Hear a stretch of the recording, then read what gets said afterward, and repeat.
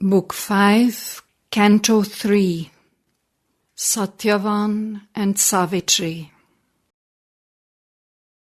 Out of the voiceless mystery of the past, in a present ignorant of forgotten bonds, these spirits met upon the roads of time. Yet in the heart their secret conscious selves at once aware grew of each other, warned by the first call of a delightful voice and a first vision of the destined face.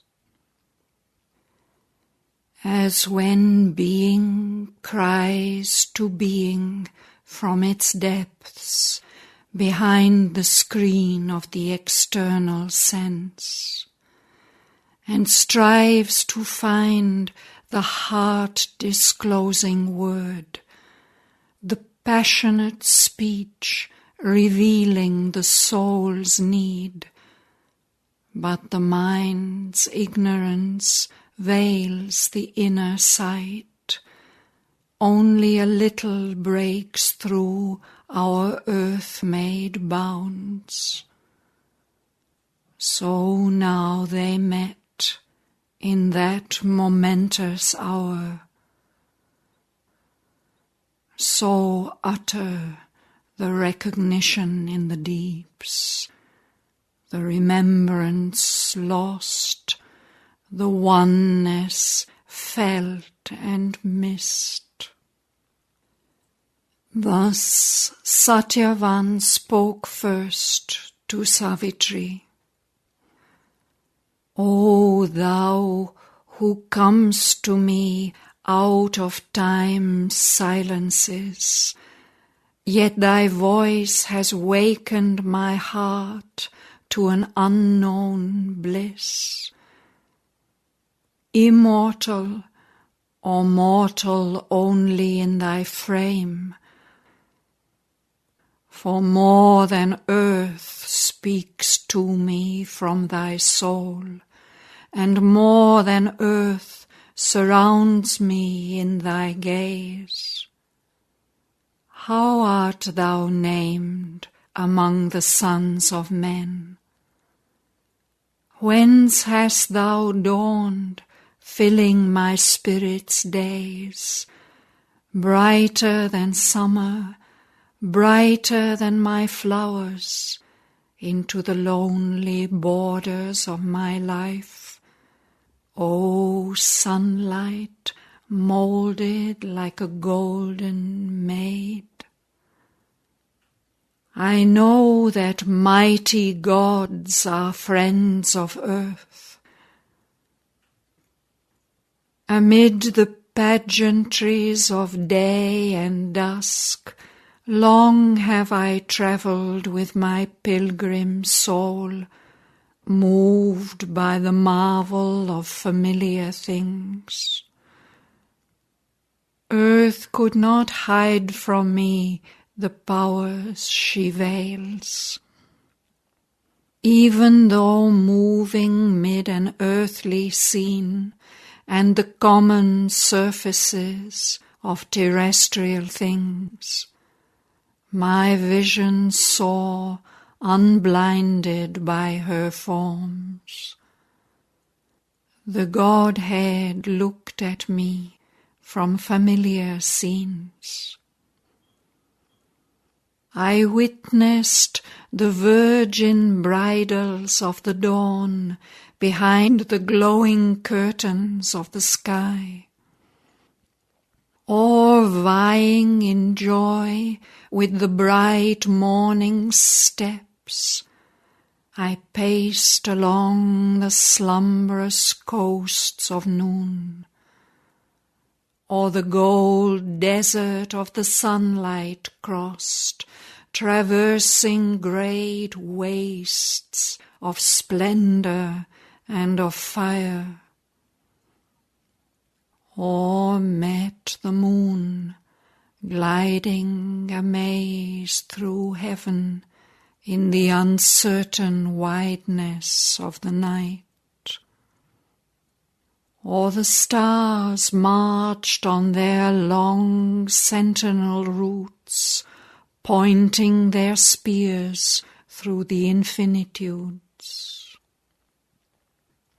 The day and dusk revealed to me hidden shapes. Figures have come to me from secret shores, and happy faces looked from ray and flame.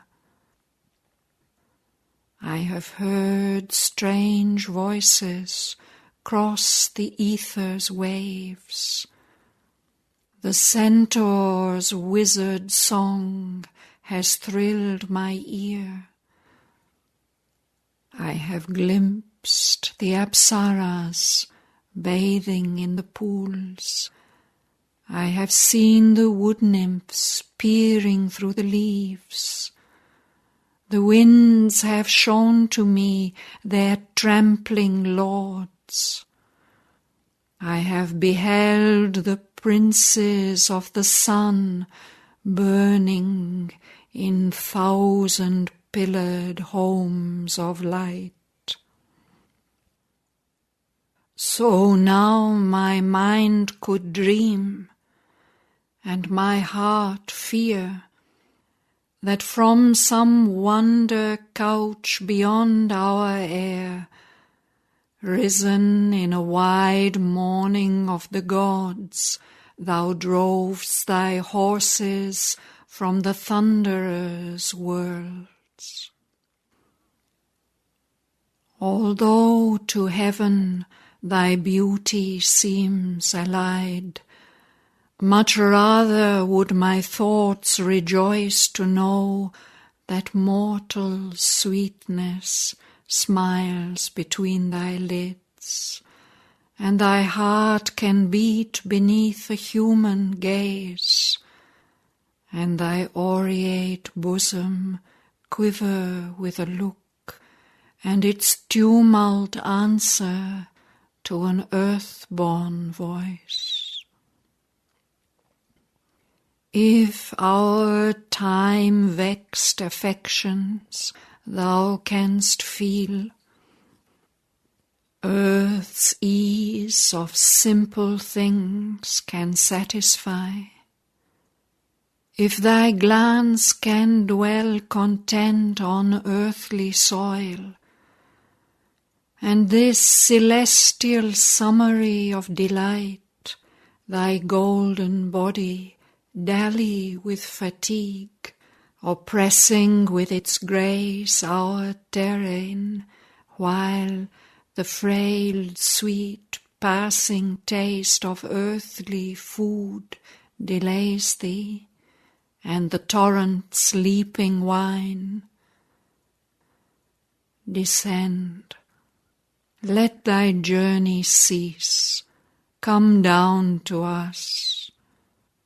Close is my father's creepered hermitage, screened by the tall ranks of these silent kings, sung to by voices of the hue-robed choirs, whose chants repeat, transcribed in music's notes, the passionate coloured lettering of the boughs, and fill the hours with their melodious cry.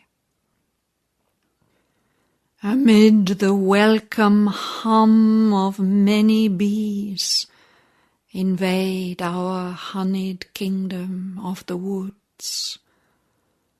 There let me lead thee into an opulent life. Bare, simple is the sylvan hermit life, yet is it clad with the jewelry of earth. Wild winds run, visitors midst the swaying tops. Through the calm days, heaven's sentinels of peace, couched on a purple robe of sky above, look down on a rich secrecy and hush, and the chambered nuptial waters chant within.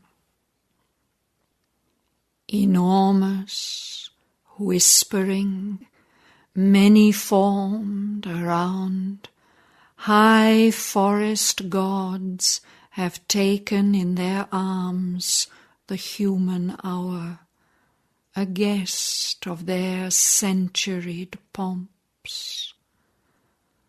Apparelled are the morns in gold and green, sunlight and shadow tapestry the walls, to make a resting chamber fit for thee.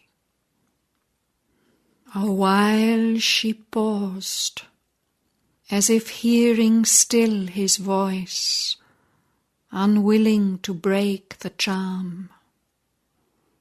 Then slowly spoke. Musing, she answered,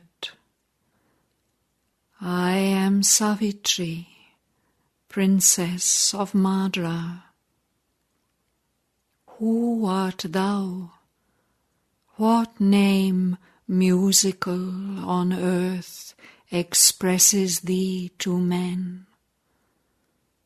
What trunk of kings, watered by fortunate streams, has flowered at last upon one happy branch? Why is thy dwelling in the pathless wood, far from the deeds thy glorious youth demands, haunt of the anchorites and earth's wilder broods, where only with thy witness self thou roam'st in nature's green, unhuman loneliness, surrounded by enormous silences and the blind murmur of primeval calms? And Shraddhavan replied to Savitri, in days when yet his sight looked clear on life, King Dyumatsena once, the Shalwa, reigned through all the tract which from behind these tops, passing its days of emerald delight in trusting converse with the traveller winds, turns, looking back towards the southern heavens, and leans its flank upon the musing hills. But equal fate removed her covering hand. A living night enclosed the strong man's paths. Heaven's brilliant gods recalled their careless gifts, took from blank eyes their glad and helping ray, and led the uncertain goddess from his side. Outcast from empire of the outer light, lost to the comradeship of seeing men, he sojourns in two solitudes, within and in the solemn rustle of the woods. Son of that king, I, Shraddhavan, have lived contented, for not yet of thee aware, in my high-peopled loneliness of spirit, and this huge vital murmur kin to me, nursed by the vastness, pupil of solitude. Great nature came to her recovered child. I reigned in a kingdom of a nobler kind than men can build upon dull matter's soil. I met the frankness of the primal earth. I enjoyed the intimacy of infant God. In the great tapestried chambers of her state, free in her boundless palace I have dwelt, indulged by the warm mother of us all, reared with my natural brothers in her house. I lay in the wide bare embrace of heaven. The sunlight's radiant blessing clasped my brow. The moonbeam's silver ecstasy at night kissed my dim lids to sleep. Earth's morns were mine. Lured by faint murmurings, with the green-robed hours, I wandered, lost in woods, prone to the voice of winds and waters, partner of the sun's joy, a listener to the universal speech. My spirit, satisfied within me, knew, God-like our birthright, luxuried our life, whose close belongings are the earth and skies.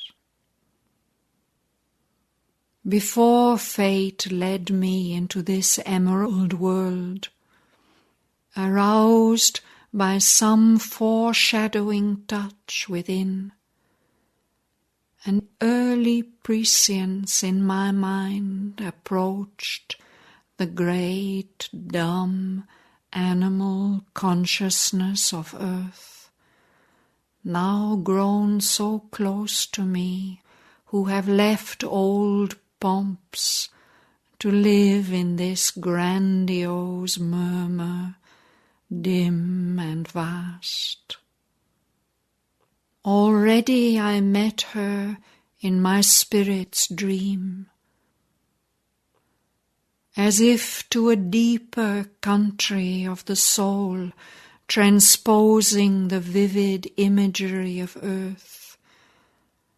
Through an inner seeing and sense, awakening came.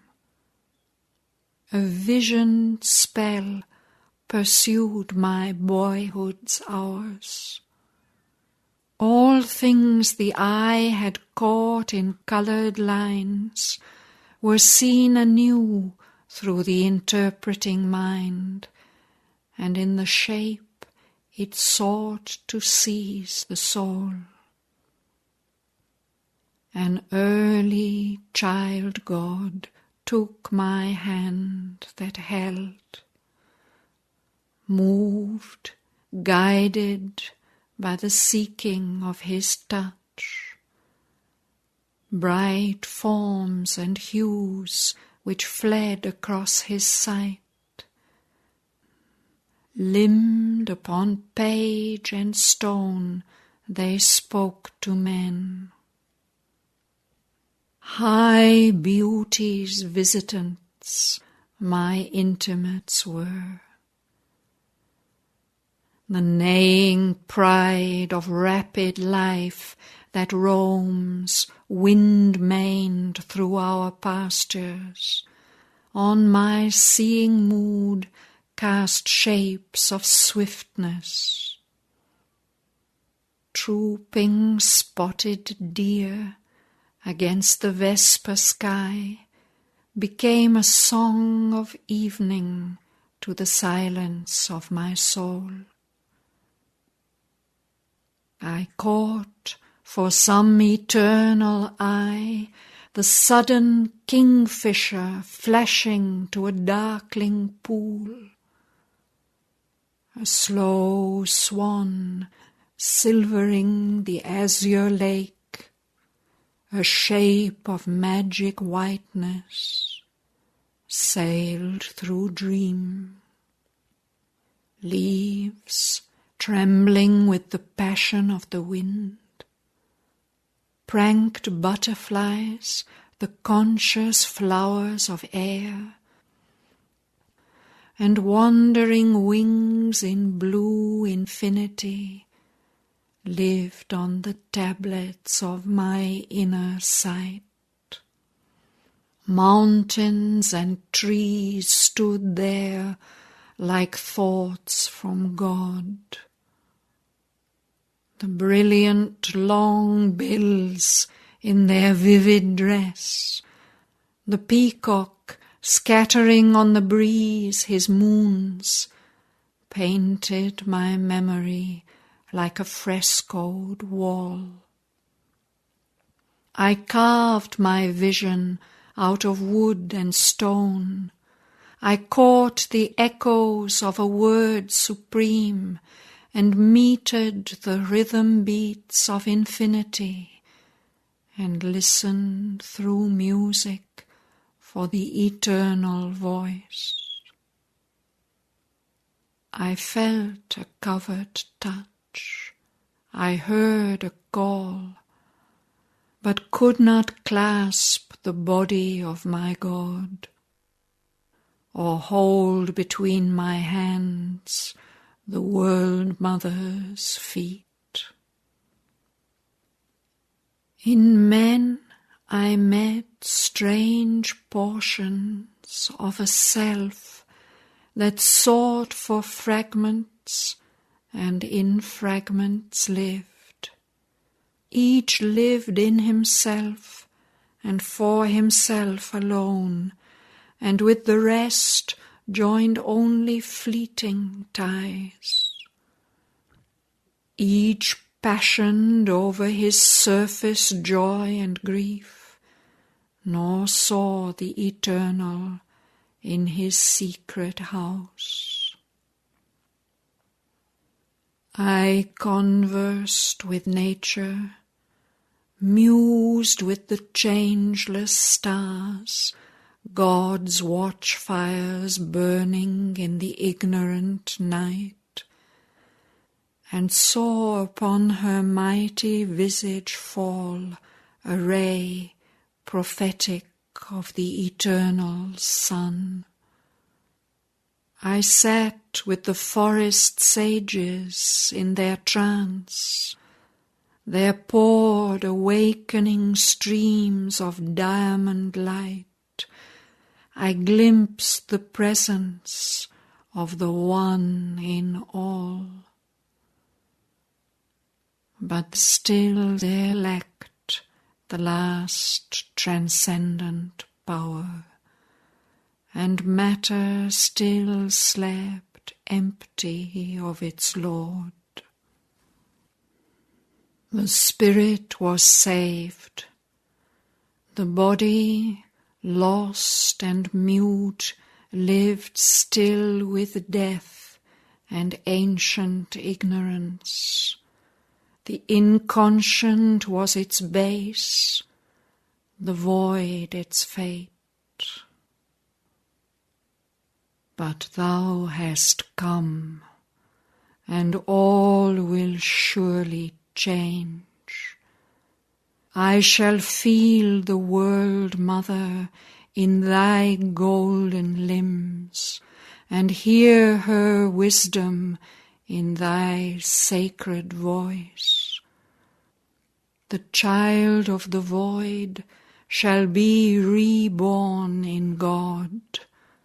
My matter shall evade the inconscient's trance. My body, like my spirit, shall be free.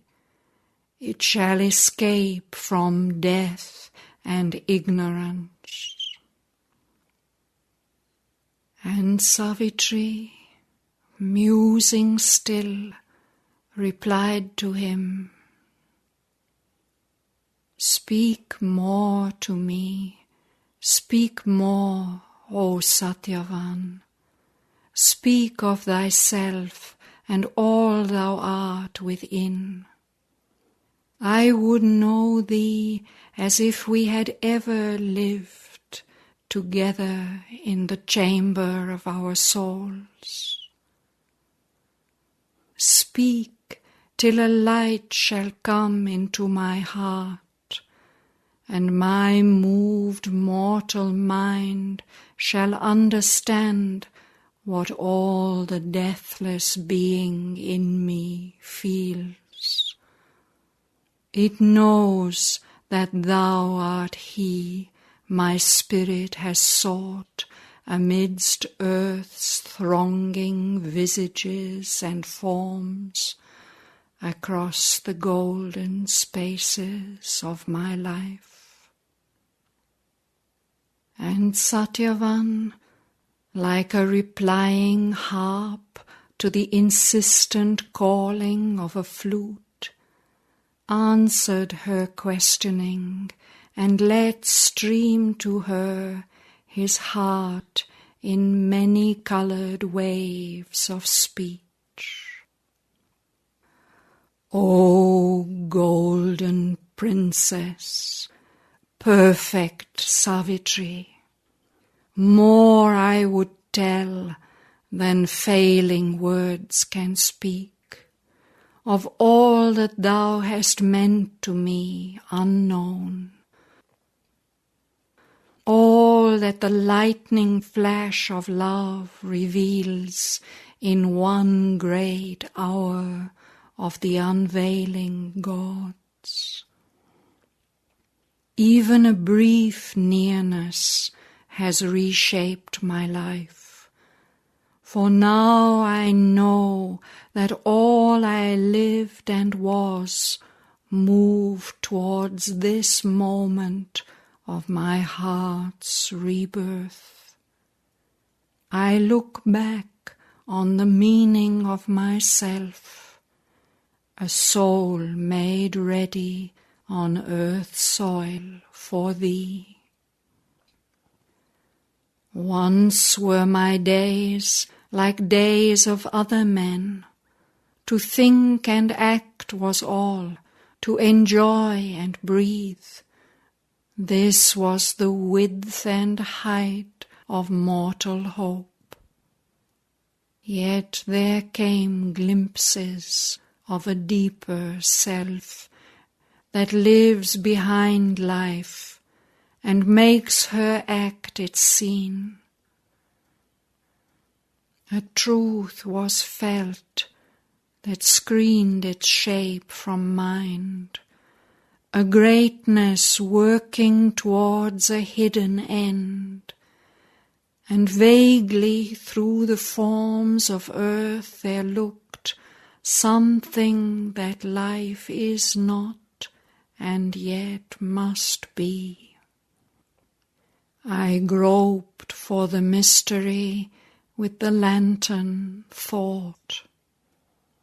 Its glimmerings lighted with the abstract word a half-visible ground, and travelling yard by yard it mapped a system of the self and God. I could not live the truth it spoke and thought.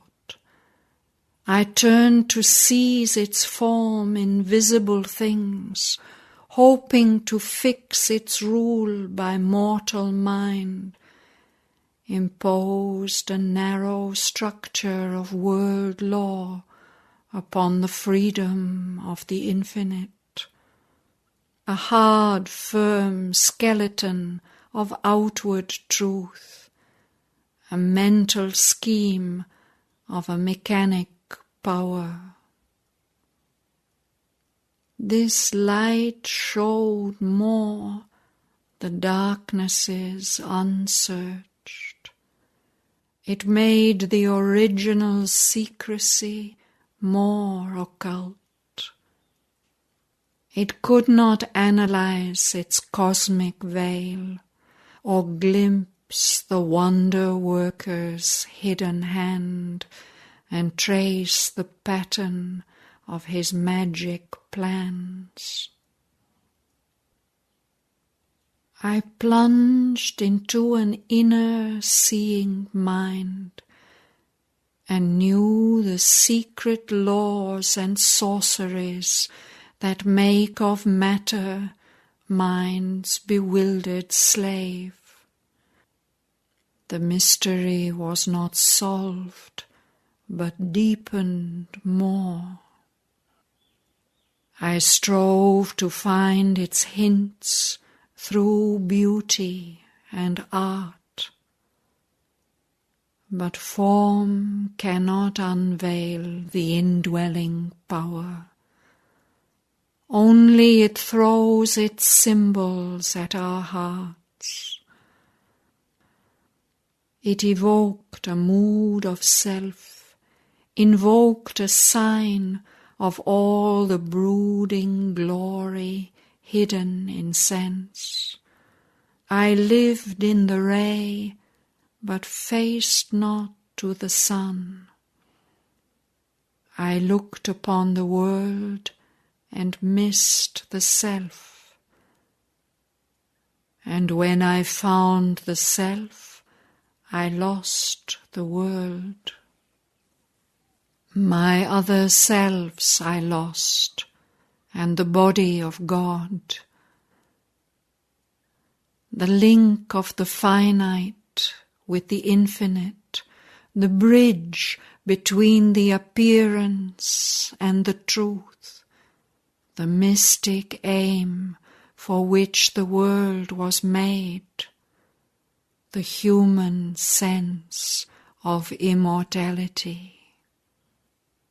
But now the gold link comes to me with thy feet, and his gold sun has shone on me from thy face. For now another realm draws near with thee, and now diviner voices fill my ear.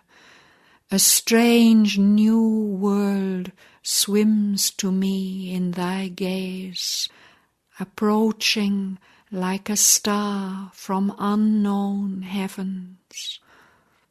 A cry of spheres comes with thee, and a song of flaming gods. I draw a wealthier breath, and in a firier march of moments move. My mind transfigures to a rapturous seer. A foam leap travelling from the waves of bliss has changed my heart and changed the earth around. All with thy coming fills. Air, soil, and stream wear bridal raiment to be fit for thee, and sunlight grows a shadow of thy hue, because of change within me by thy look. Come nearer to me from thy car of light, on this green sward, disdaining not our soil. For here are secret spaces made for thee, whose caves of emerald long to screen thy form. Wilt thou not make this mortal bliss thy sphere? Descend, O happiness, with thy moon gold feet, enrich earth's floors, upon whose sleep we lie. O my bright beauty's princess, Savitri, by my delight and thy own joy compelled, enter my life, thy chamber and thy shrine. In the great quietness where spirits meet, led by my hushed desire into my woods, let the dim rustling arches over thee lean.